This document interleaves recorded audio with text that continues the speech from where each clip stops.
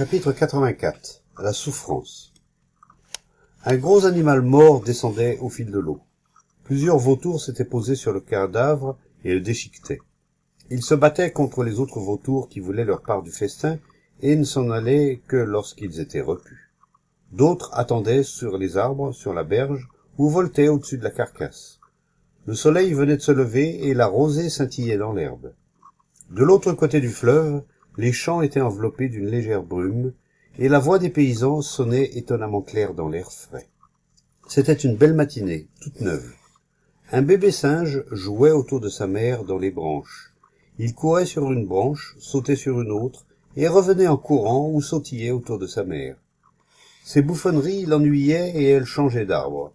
Mais le petit avait vite fait de la rattraper et de lui sauter sur le dos, puis il recommençait son manège.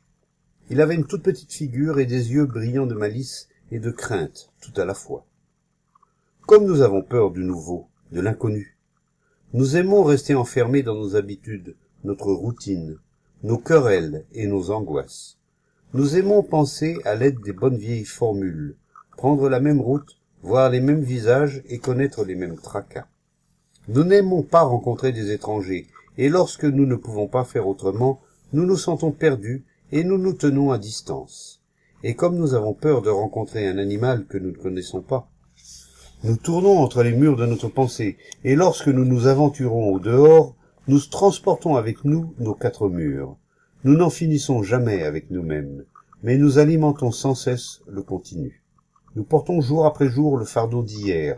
Notre vie est un seul mouvement continu, et notre esprit est obscur et insensible.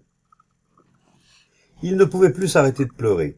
Ce n'était pas un chagrin contenu, mais un sanglot qui secouait tout son corps. C'était un homme assez jeune, alerte, et dont les yeux avaient eu des visions. Il fut incapable de parler pendant un moment, et quand il put le faire à la fin, ses paroles étaient encore entrecoupées de grands sanglots, qu'il ne cherchait pas à contenir et dont il n'avait pas honte. Enfin, il dit « Je n'ai jamais pleuré comme cela depuis la mort de ma femme. Je ne sais pas ce qui m'arrive aujourd'hui, mais cela m'a soulagé. Il m'est arrivé de pleurer autrefois avec elle, lorsqu'elle était encore en vie, et alors cela nous faisait du bien. Cela nous purifiait comme le rire. Mais tout a changé depuis sa mort. J'étais peintre, mais maintenant je ne peux plus toucher mes pinceaux, ni regarder les choses que j'ai faites. Depuis 6 mois, j'ai moi aussi l'impression d'être mort. Nous n'avions pas d'enfant, mais elle en attendait un, et maintenant elle est morte. Même maintenant je n'arrive pas à y croire, car nous ne nous quittions jamais. Elle était si belle et si bonne. Que vais-je faire maintenant? Je m'excuse d'avoir pleuré comme cela, je ne sais pas ce qui m'a pris, mais je sais que cela m'a fait du bien. Ce ne sera jamais plus comme avant maintenant. Quelque chose a quitté ma vie. L'autre jour, j'ai pris mes pinceaux et je ne les reconnaissais plus. Autrefois, je ne les sentais même pas dans ma main. Mais maintenant, ils sont lourds, je ne sais plus qu'en faire. Souvent, je suis descendu vers le fleuve pour en finir, mais je n'ai jamais pu me résoudre à me jeter à l'eau. Je ne vois plus les gens, car son visage est toujours devant moi. Je dors, je rêve et je mange avec elle, mais je sais que ce ne sera plus jamais comme avant. J'ai essayé de me raisonner, j'ai essayé d'analyser lucidement ce qui m'arrive et de le comprendre, mais je sais qu'elle n'est pas là. Toutes les nuits je rêve d'elle, mais je ne peux pas dormir tout le temps, bien que j'ai essayé. Je n'ose pas toucher ses affaires et leur parfum me rend presque fou.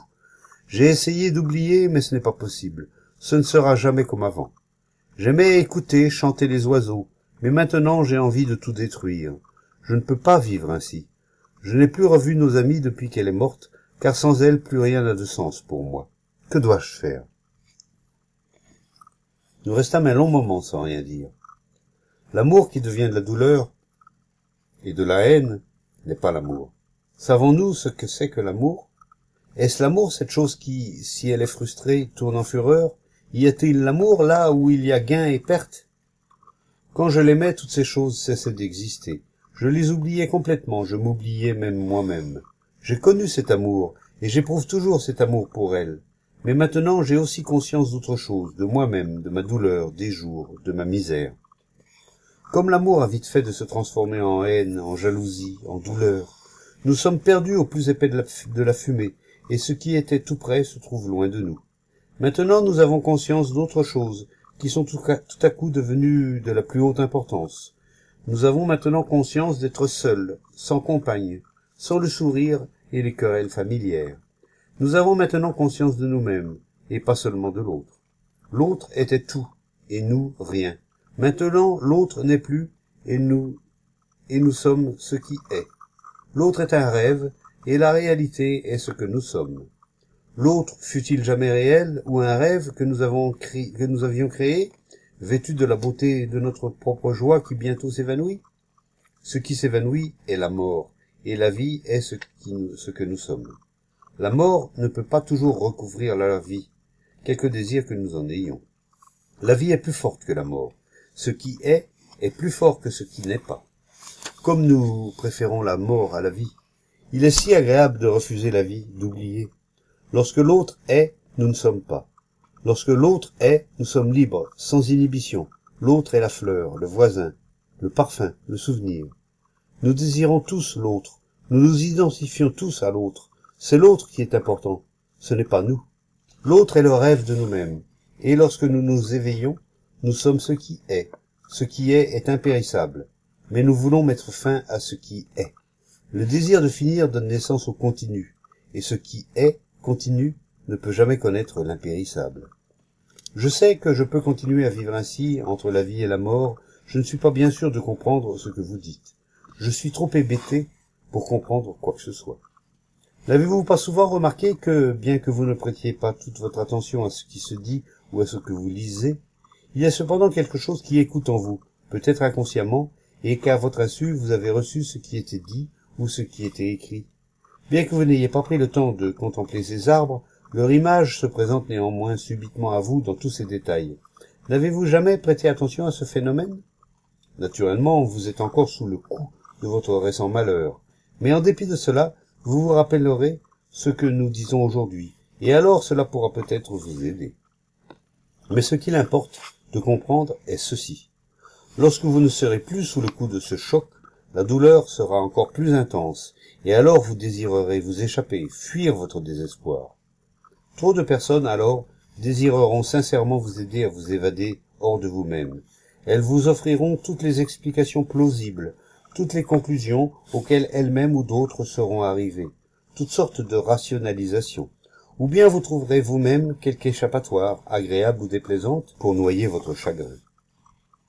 Jusqu'à présent, vous avez été trop proche de l'événement, mais avec le temps, vous rechercherez des consolations. La religion, le cynisme, l'activité sociale ou quelque idéologie.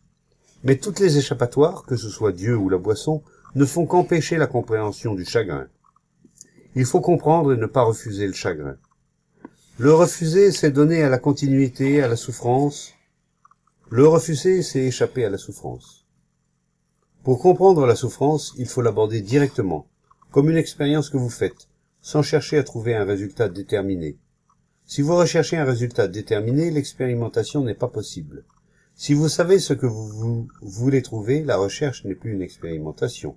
Si vous cherchez à vous débarrasser de la souffrance, ce qui est la condamner, vous ne pouvez pas comprendre son processus total. Lorsque vous essayez de surmonter la souffrance, tout ce qui compte pour vous, c'est de la fuir. Pour comprendre la souffrance, l'esprit ne doit avoir aucune action positive pour la justifier ou la surmonter. L'esprit doit être entièrement passif, silencieux et vigilant, afin qu'il puisse suivre sans hésitation le dévoilement du chagrin. L'esprit ne peut suivre l'histoire du chagrin s'il est enchaîné à un espoir, une conclusion ou un souvenir. Pour suivre le rapide mouvement de ce qui est, l'esprit doit être libre. La liberté n'est pas une chose qui s'obtient à la fin. Elle doit être là dès le commencement. Que signifie toute cette douleur? La douleur n'est-elle pas l'indice du conflit, le conflit de la souffrance et du plaisir? La douleur n'est-elle pas une preuve d'ignorance? L'ignorance n'est pas le manque d'information sur les faits. L'ignorance est la non-conscience du processus total de soi-même. Il y a souffrance tant qu'il n'y a pas compréhension des voies du moi. Et les voies du moi ne peuvent se découvrir que dans l'action de la relation. Mais ma femme est morte. Il n'y a pas de fin à la relation. Une relation particulière peut mourir, mais la relation ne peut cesser. Être, c'est être en relation. Et rien ne peut vivre dans l'isolement. Nous essayons de nous isoler à travers une relation particulière, et un tel isolement engendre inévitablement la douleur. La douleur est le processus d'isolement. La vie pourra-t-elle jamais redevenir ce qu'elle a été? Les joies d'hier peuvent-elles se répéter aujourd'hui? Le désir de répétition ne vient que de l'absence de joie dans le présent. Lorsqu'aujourd'hui est vide, nous nous tournons vers le passé ou vers le futur. Le désir de répétition est le désir de continuité, et dans la continuité, il n'y a jamais de renouveau. Il n'y a pas de bonheur dans le passé ni dans le futur, mais seulement dans le mouvement du présent.